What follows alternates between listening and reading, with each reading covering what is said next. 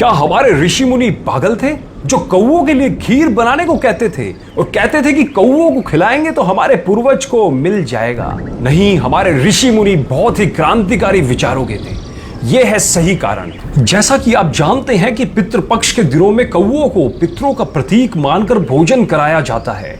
यह सवाल अक्सर पूछा जाता है कि आखिर भोजन कौए को ही क्यों दिया जाता है। यहां कुछ ऐसे ही जवाब और रियल फैक्ट्स हम आपको देने जा रहे हैं जिससे आप जान सकेंगे कि भारत की प्राचीन सभ्यताओं में कौवे को इतना महत्व क्यों दिया गया है और पौराणिक कथाओं में कब कब कौवे का जिक्र आया है। गरुड़ पुराण में बताया गया है कि कौवे यमराज के संदेश वाहक होते हैं। श्राद्ध पक्ष में कौवे घर घर जाकर खाना ग्रहण करते हैं। इससे यमलोक में स्थित पितृ देवी देवताओं को तृप्ति मिलती है। लेकिन इसका एक और वैज्ञानिक कारण है और वो है बरगद और पीपल के वृक्ष।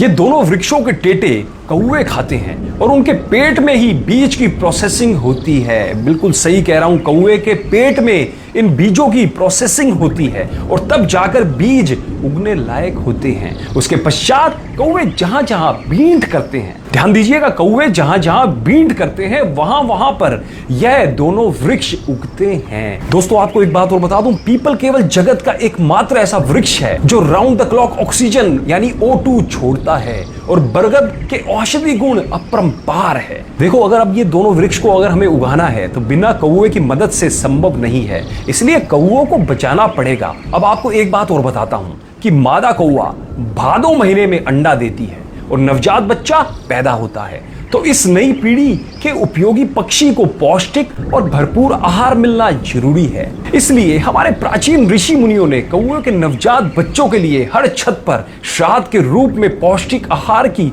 व्यवस्था कर दी थी, जिससे कि कौओं की नई जनरेशन का पालन पोषण हो जाए। इसलिए दिमाग दौड़ाएं, श्राद्ध करना प्रकृति के रक्षण के लिए नितांत आवश्यक है। ध्यान रखना, जब भी बरगद और पीपल के पेड़ को देखो तो अपने पूर्वज तो याद आएंगे ही, क्योंकि उन्होंने श्राद्ध दिया था। इसलिए ये दोनों उपयोगी पेड़ हम देख रहे हैं। एक बात और बोल देता हूं, कुछ लोग जो कि सनातन धर्म पर उंगली उठाते हैं, सनातन धर्म पर उंगली उठाने वालों, पहले सनातन धर्म को जानो, फिर उस पर उंगली उठाओ। जब आपके विज्ञान का कुछ भी नहीं था, हमारे सनातन धर्म को पता था कि किस बीमारी का इलाज क्या है, कौन सी चीज खाने लायक है, कौन सी चीज खाने लायक नहीं है। अतः ज्ञान का भंडार है हमारा सनातन धर्म। हमारे समस्त वेदों में, हमारे समस्त पुराणों में ज्ञान का भंडार भरा पड़ा है और उनके नियम विदेशी शिक्षा पद्धति में पढ़ के केवल अपने पूर्वजों ऋषि मुनियों के नियमों पर उंगली उठाने के बजाय उसकी गहराई को जानिए और आपको पता लग जाएगा कि वो लोग कितने वैज्ञानिक थे।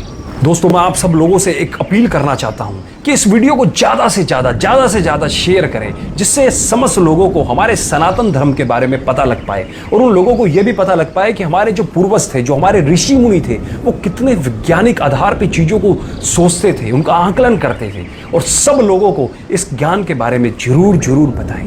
धन्यवाद।